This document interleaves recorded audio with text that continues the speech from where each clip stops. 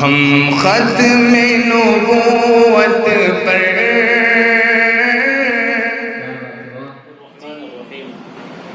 الحمد لله وحده والصلاة والسلام على من لا نبي بعده فأعوذ بالله من الشيطان الرجيم بسم الله الرحمن الرحيم ولكل أمة جعلنا منسكا ليذكروا اسم الله على ما رزقهم من بهيمة الأنعام. موجودہ حالات میں ملک کے مختلف علاقوں میں وبائی امراض اور لاک ڈاؤن کی وجہ سے قربانی جیسے اہم فریضے کو ادا کرنا بہت سارے علاقوں میں مشکل بلکہ ناممکن سا نظر آ رہا ہے. اس لیے ایسے حالات میں قربانی کے اس اہم فریضے کو کس طرح ادا کیا جائے اس کو جان لینا بہت ضروری ہے.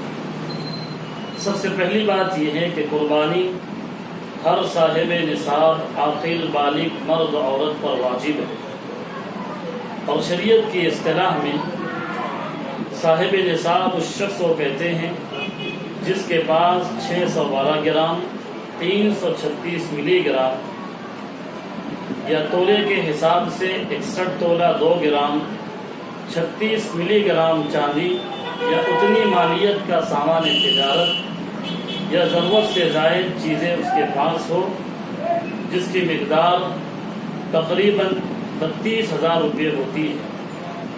یعنی ضروریات زندگی کے علاوہ کرائے کے مکانات، زمین، مال تجارت، سونا چاندی، رقم وغیرہ جس کی قیمت تقریباً 32,000 روپے اگر ہو جائے تو ایسے شخص پر قربانی کرنا واجب ہوتا ہے. نیز قربانی کے وجوب کے لیے 32,000 کی مالیت پر سال کا گزرنا شرط نہیں ہے. یعنی اگر کسی شخص کے پاس 12 ذی الحجہ کی سورج غروب ہونے سے پہلے اگر اتنی رقم اس کے پاس آ جائے تو اس شخص پر بھی قربانی کرنا واجب ہے. قربانی کا کوئی بدل نہیں. اگر کوئی شخص ایام قربانی میں قربانی کی بجائے صدقہ و خیرات کر دے تو یہ صدقہ و خیرات کرنا نہ تو قربانی کا بدل ہے اور نہ ہی اس سے قربانی کا فریضہ ادا ہوگا. ہاں اگر قربانی کی تمام تر کوششوں کے باوجود اپنے مقام پر قربانی کرنا ممکن نہ ہو تو کسی دوسرے علاقے میں جہاں قربانی کی سہولت ہو وہاں قربانی کرا لی جائے، یا یہ کہ قربانی میں حصہ لے لیا جائے تاکہ قربانی کا ایک اہم فریضہ ادا ہو جائے.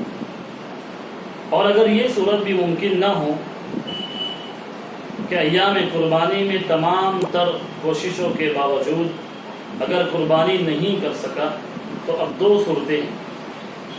پہلی صورت یہ ہے کہ اگر جانور خرید چکا تھا اور ایام قربانی میں کسی مجبوری کی وجہ سے یا قانونی دشواری کی وجہ سے قربانی نہیں کر سکا تو اب ایام قربانی گزر جانے کے بعد اس جانور کو زندہ صدقہ کر دینا ضروری ہے.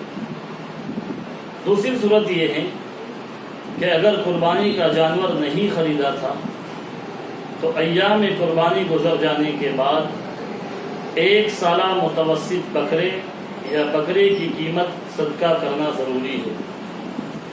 یاد رہے کہ صدقہ کرنے میں بڑے جانور کے 7ویں حصے کی قیمت صدقہ کرنا کافی نہیں ہوگا.